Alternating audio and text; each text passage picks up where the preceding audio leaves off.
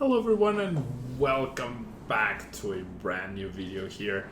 So I unfortunately misrecorded this and my microphone was muted and therefore I'm having to do a voiceover, so pardon me for that.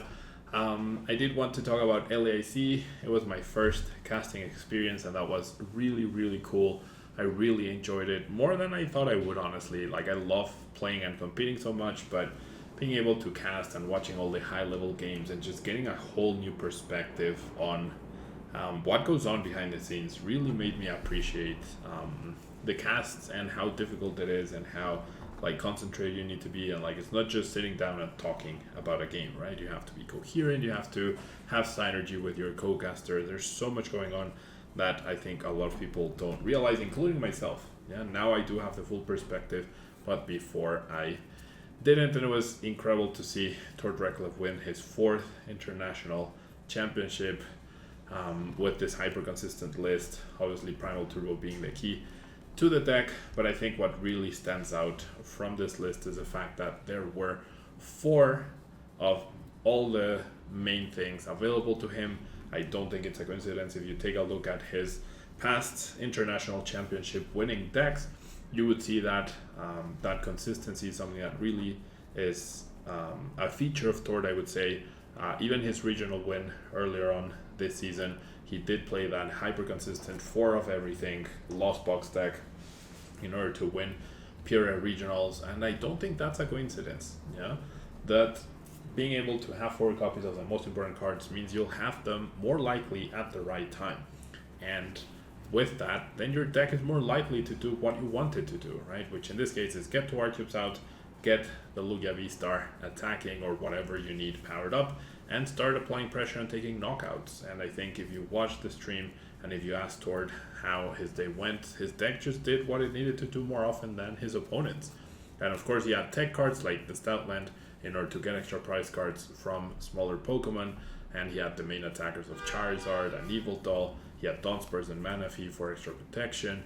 He had Oranguru to help him stabilize against Marnie. He also had Pumpkaboo and Collapse Stadium and Lost Vacuum to protect against Path to a Peak, and he did have access to Luminion and Luminescence, such a fantastic ability, along with the attack Aqua Return, being able to be careful with your resources and save them for a later time whilst also dealing damage and doing just enough damage to KO other threats, especially in the mirror match, such as the Radiant Charizard, such as the Yveltal, such as the Raikou. With Aqua Return is actually a really big deal, and I would not be surprised to see even 2 copies in or more of Luminion in decks in the future. So after this, we're gonna jump into some games in the ladder. I have sped them up, so I will be talking through them. I guess following the casting that I did, I'll be casting my own games right now. If you're planning on buying any cards from TCG Player, make sure you use our affiliate link right here in the description of our video to help support the channel. It's the best way to do it, and it's free. Looking for PTGO codes? Poton Store has all the latest sets and promos instantly delivered to your email. You can use Tablemon code when checking out for 5% off. Card Market is Europe's largest online marketplace for Pokemon cards. Whether you're looking for sealed product or singles, vintage or the latest sets, just follow the link in the description to find what you need. This video is sponsored by the Pokemon TCG deck building website PokemonCard.io. And so the main idea behind playing with the list, of course, is to showcase how consistently you are able to set up with 4 capture, 4 quick ball, 4 ultra ball, 4 Lugias. Your chances of turn 1 Lugia are generally maximized. The only way to maximize them even further, I guess, would be playing something like Great Ball or Quick Ball, or the new item card that lets you flip to search for things, or even 4 Battle VIP Pass, right? But there's always an interesting balance between versatility or utility rather and consistency, which you two want to maintain. But with 16 outs to a turn 1 Lugia going first, that's definitely more than enough. And I also did play that Luminion first, because if you see a Radiant Greninja, you can narrow that down to either Palkia or Kyurem or Lost Box decks. And with that, you know that the your opponent will rarely ever be playing Marnie or disrupting you. They'll have access to Roxanne, but most likely not Marnie. And I'm very glad I did so. I mean, even though I was holding the Collapse Stadium, they could have combined the path with like a Marnie or something. But yeah, playing the Luminium preemptively there was pretty good. I also managed to top deck the archeops, which was really, really lucky. And I'm not super happy about having to invest all 5 energies to just take 1 prize card, but the important thing is preventing my opponent from taking 5 prize cards themselves. And then we can easily respond to the Palkia with our own powered up Lugia. Getting that KO for my opponent, the Lugia, would be very, very difficult. And we are in such a great spot that I believe my opponent's just gonna give up very soon. They don't have a backup attacker. Whatever they could have possibly had probably was not going to be able to 1-KO Lugia, and I'm still evaluating which energies I want left in order to make sure that I can have follow-up on something like Yveltal or something, but as I mentioned, my opponent just gives up. And I won this game simply by doing what the deck wants to do, right? Which is get a turn to Lugia, get the turn to Archeopses, and start powering up and applying pressure. And then for this other game, same Radiant Charizard start, going second and against Mew VMAX. Obviously a much tougher situation to be in. Going second, that does mean I will need double Lugia, and with what I currently have, it's not looking super great. Like I will get 2 Lugias down, but I don't have any Archeopses in the discard pile. Serena is not a outstanding card in terms of drawing cards in the beginning. I definitely wouldn't want to use it to stall, like bring up a Genesect, but I do manage to top deck the Research. So in this turn I was really evaluating on whether I could Serena for 4, keeping the Research in hand and then using Research the turn after, or if I should just go immediately for the Research. And the biggest thing was the Choice Belt, because I wanted to try and hold the Choice Belt in my hand. I've talked about this a lot during the stream. Finding Choice Belt is not easy for this deck, so a 3 powerful energy plus Choice Belted Lugia VSTAR does 1-KO MU VMAX, which is looking like what I'll have to do next turn.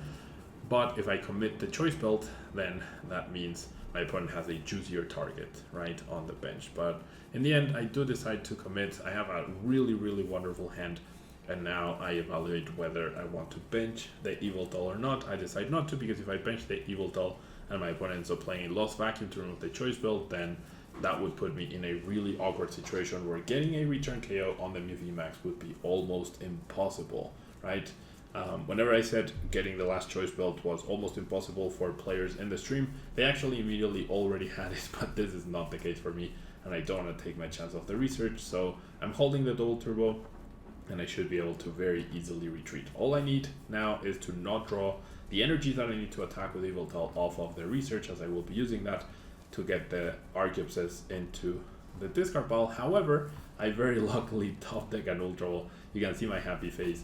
That was the best card possible I could have top decked, because that allowed me to discard the 2 Archeops. I get the Lugia powered up, and now I can power up before I Research, guaranteeing that I'm not going to whiff. No matter what I draw off the Research, I don't need anything else really this turn. And I'm also evaluating at this point, like, do I really need to Research here? See that hesitation right there? It's more notable when it's not sped up 2 times, but the hesitation right there was like, well, I'm already holding a boss and that could be useful. But realistically, what I'll be needing is once again, a triple or a quadruple powerful energy Lugia with the Choice Belt. So by playing that Research, I was getting much closer to the Choice Belt in case that's what I need.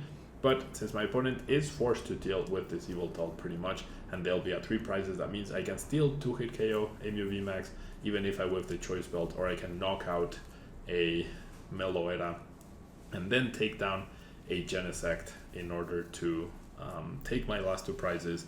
So I still have plenty of options right here, and then if my hand isn't disrupted, I can certainly use Quick Ball in order to get the Oranguru, or to help me protect a resource, or I can use it to find Luminium for the boss play the turn after, right, when Charizard will be available.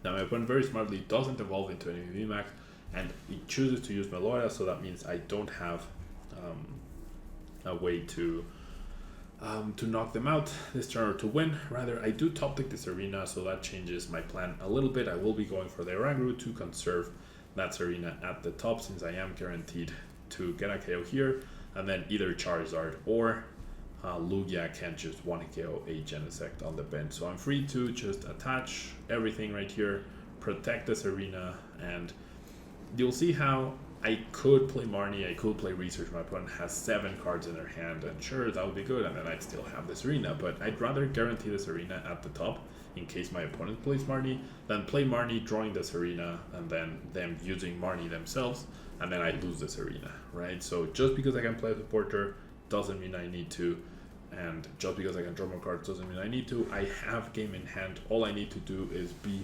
patient. If my opponent doesn't disrupt me with a Roxanne, I have the game won. And when we see this Eileen, there's no item-based disruption in this in the current standard format that could possibly do anything to stop me from winning the game. So now it's just a matter of when rather than if. And yeah, despite going second, obviously my top deck certainly helped, and if I hadn't top decked that Ultra Ball at one point, it could have gotten a little tricky if I didn't draw the right pieces, or if I drew any of the energies that I need to attach with the Archeops. If I had them in my hand, it certainly could have complicated things, but thankfully that did not happen, and that's what you get when you have 4 research and 4 of all the most important cards. Thank you so much for watching, hope you enjoyed. Here's a couple of videos that you might also enjoy. Make sure you're subscribed to the channel. Thank you so much for tuning in, and I'll see you in the next video where we'll be back to normal.